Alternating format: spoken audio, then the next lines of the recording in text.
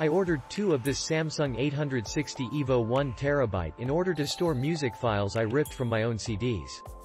Today, I installed it on my PC and transferred 70 GB music files from Plextor M6S 128 GB. It took about 3 to 4 minutes only.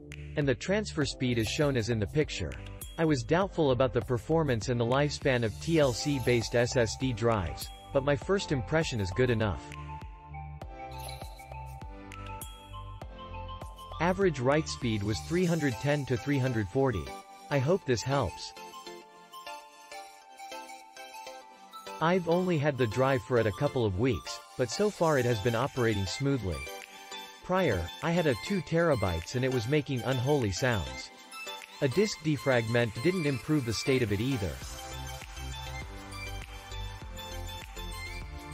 To avoid a drive going bad, I purchased this 2 TB to replace my HDD. I used Macrium Reflect to clone my 2 TB drive over to my new 2 TB SSD and it was smooth sailing for me. 2TB 860 EVO for a setup with i7-6700K 16GB RAM and GTX 1070. My HDD was always at 100% in the task manager screen. It was only at 2 TB of 0 TB for capacity and took over 2 minutes to boot and working very sluggish even after everything loaded. The SSD made the computer feel 5 times better than when it was new and now boots in 30 seconds and literally makes everything work better. It did take several videos on YouTube and reading multiple how-to forums to get everything working, but it's the best PC decision I've made. If anyone needs help, I'd be glad to assist. I had zero knowledge and confidence for the install, but everything turned out great.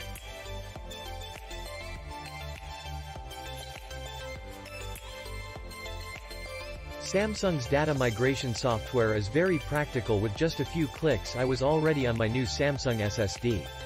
In regards to performance, not much of an upgrade compared to Crucial MX 100,256 GB. My bench test was my own check, testing on MySQL InnoDB table, inserting multiple rows of data from CSV file. Thank God I purchased a bigger size SSD, otherwise it could have led me to a useless upgrade. And yes, I know for certain that my bottleneck is solely the SSD, since on my laptop where I have a SSD NVMe the test results were twice as fast, and there the CPU is also a limiting factor, reaching 100% usage. So far, so good. You will have to download and configure the Samsung Magician software to set rapid mode, because that makes about a 5x improvement in speed. Without the Magician, you'll be in the SSSSLLLLOOOOOOWWWW lane. My initial Crystal disk mark speeds before using Magician on this drive were extremely disappointing. Be aware that the Magician rapid mode speed optimization only affects one drive, so your old Samsung SSD is going to slow down quite a bit when you change the rapid mode target. Samsung is the champion of fast, reliable SSDs, and the prices are falling fast. If you need a 4 TB SSD that fits into a standard laptop, this is the drive. I installed this disk into a MacBook Pro late 2011 17-inch computer in a RAID 0 with a Samsung EVO 1TB, and I am getting about 900 megabytes per second read and write speeds. The drive in single configuration runs reliably at around 500 megabytes per second read and write speeds. This is the second RAID 0 I've set up on a 2011 MacBook Pro by removing the DVD player and installing another SSD with a caddy.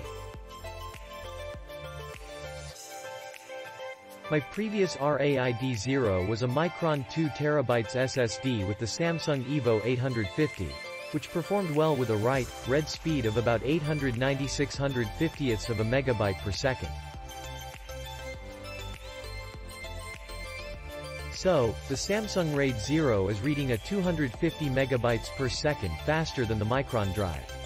The images below show disk speeds in single and RAID 0 configurations. Had a 2015 iMac with a HDD, and had to upgrade it ASAP because computer was just sitting there not being used. I bought a hard drive enclosure and used this 500GB Samsung SSD inside it and used the USB port on my iMac to use it as a boot drive. This was I did not have to open up the computer via the screen and risk damaging something. Glad I upgraded the HDD to this Samsung. Heard nothing but good things about Samsung SSDs.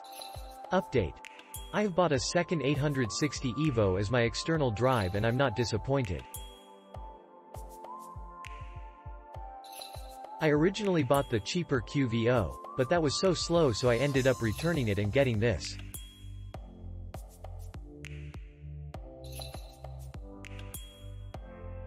Needed a new internal drive to boost up the OS, and I found this.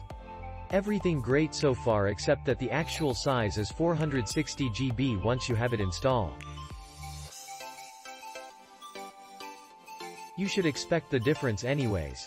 I did not do any processing speed test or handling whatsoever since there are people who did that already.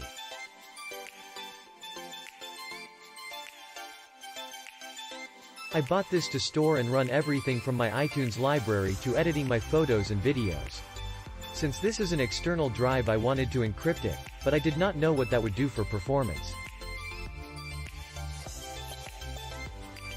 I run everything on a Mac so I tested both APFS and APFS encryption formats. As you can see from the photos I lost around 70 MBs. Click link in description for more reviews.